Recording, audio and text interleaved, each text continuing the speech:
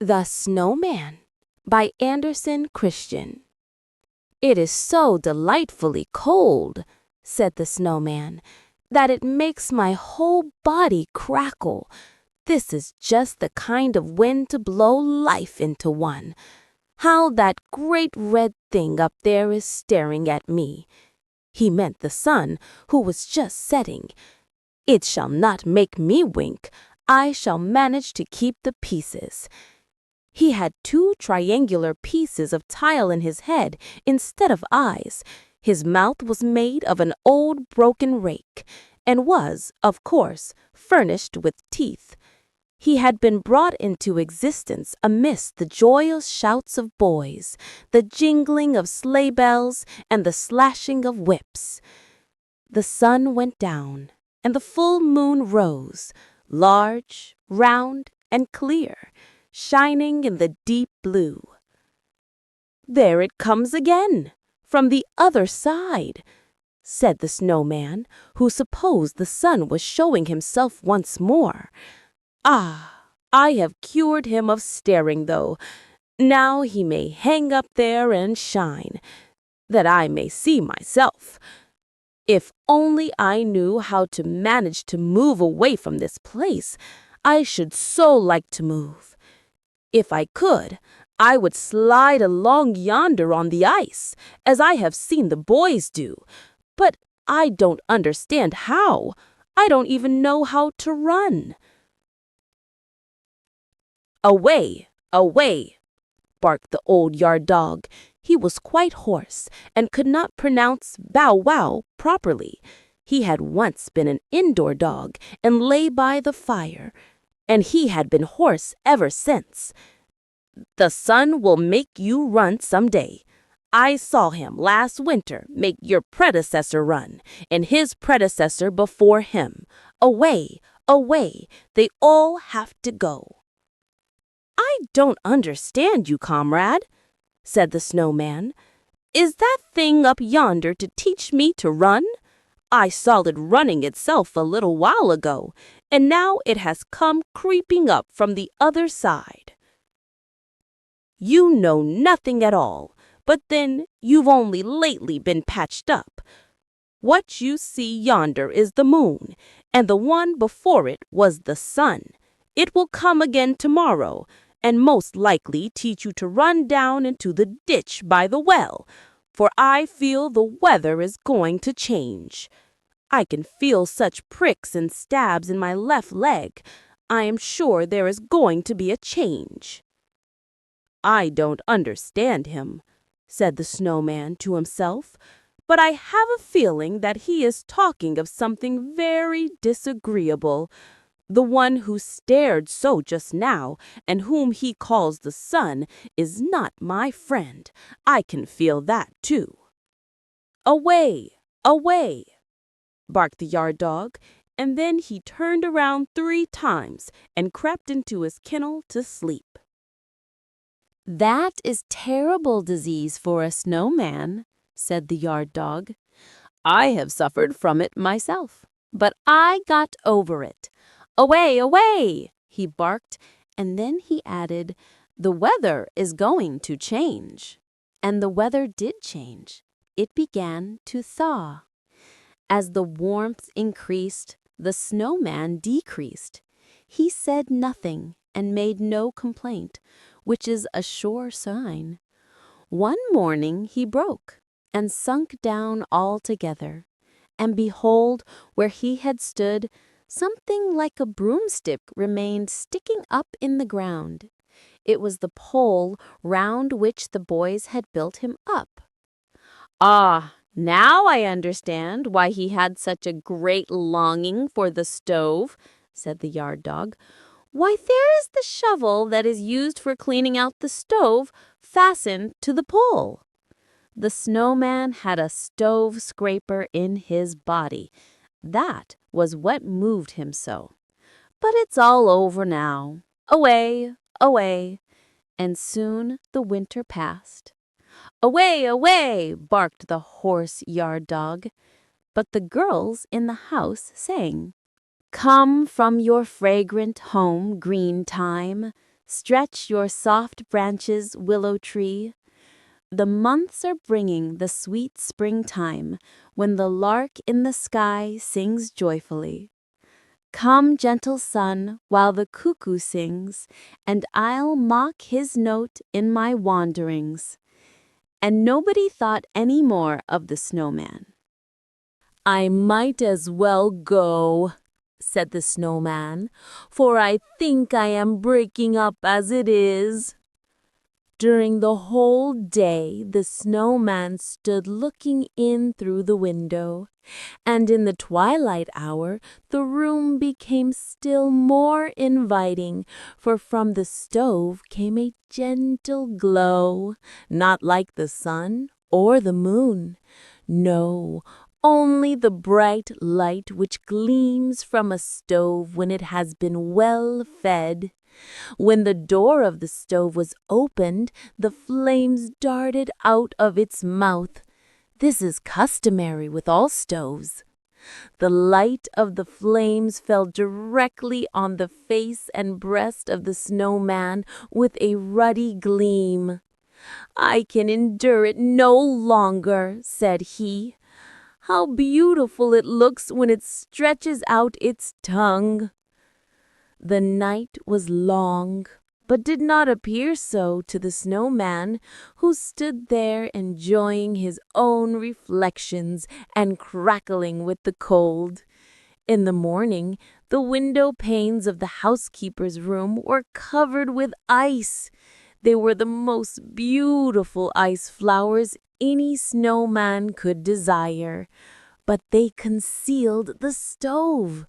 These window panes would not thaw, and he could see nothing of the stove, which he pictured to himself as if it had been a lovely human being. The snow crackled, and the wind whistled around him. It was just the kind of frosty weather a snowman might thoroughly enjoy. But he did not enjoy it. How indeed could he enjoy anything when he was stove sick? There was really a change in the weather. Towards morning, a thick fog covered the whole country round, and a keen wind arose, so that the cold seemed to freeze one's bones. But when the sun rose, the sight was splendid.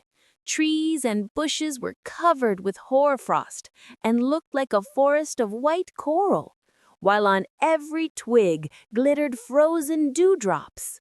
The many delicate forms concealed in summer by luxuriant foliage were now clearly defined and looked like glittering lacework.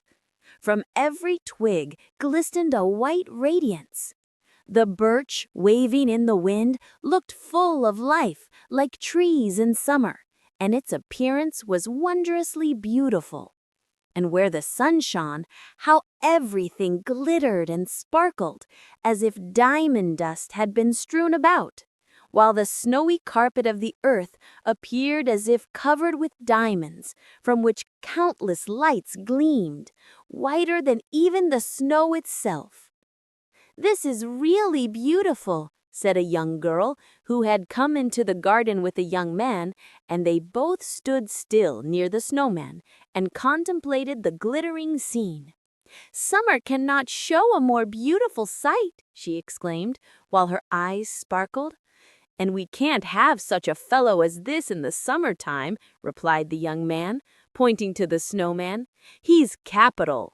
The girl laughed and nodded at the snowman, and then tripped away over the snow with her friend. The snow creaked and crackled beneath her feet as if she had been treading on starch. "Who are these two?" asked the snowman of the yard dog.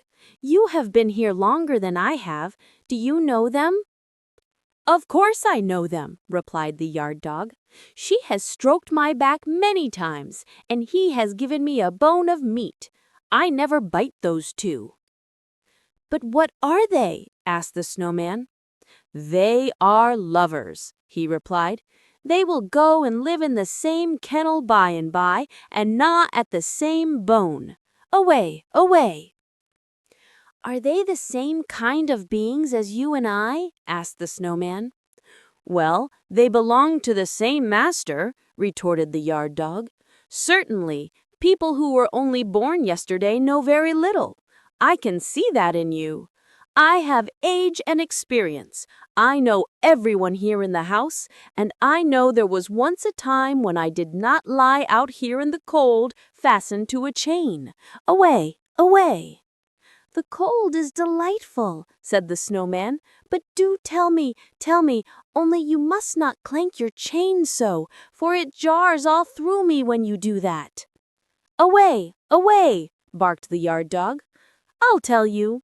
They said I was a pretty little fellow once.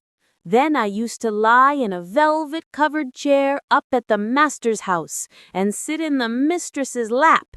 They used to kiss my nose and wipe my paws with an embroidered handkerchief, and I was called Ami, dear Ami, sweet Ami. But after a while, I grew too big for them, and they sent me away to the housekeeper's room, so I came to live on the lower story. You can look into the room from where you stand and see where I was master once, for I was indeed master to the housekeeper. It was certainly a smaller room than those upstairs, but I was more comfortable, for I was not being continually taken hold of and pulled about by the children as I had been. I received quite as good food, or even better. I had my own cushion, and there was a stove. It is the finest thing in the world at this season of the year. I used to go under the stove and lie down quite beneath it. Ah, I still dream of that stove. Away, away. Does a stove look beautiful? Asked the snowman. Is it at all like me?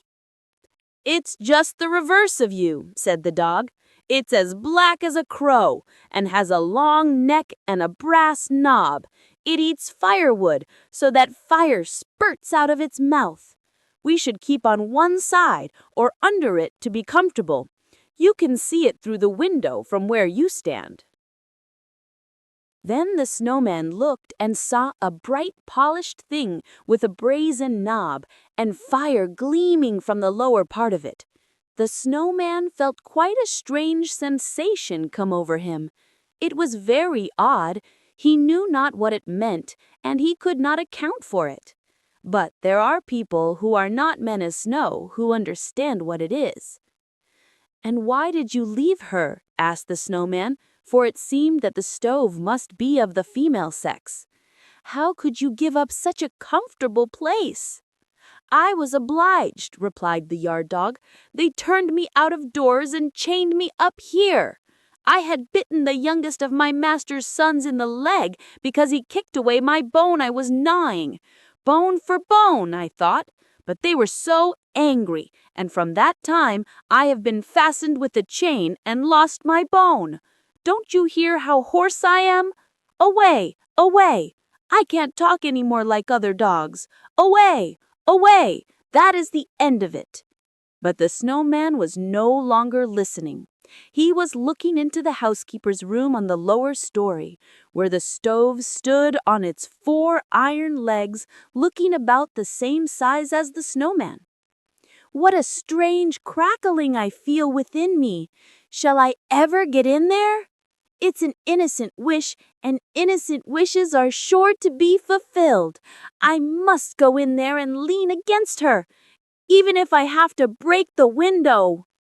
You must never go in there, said the yard dog, for if you approach the stove, you'll melt away. Away!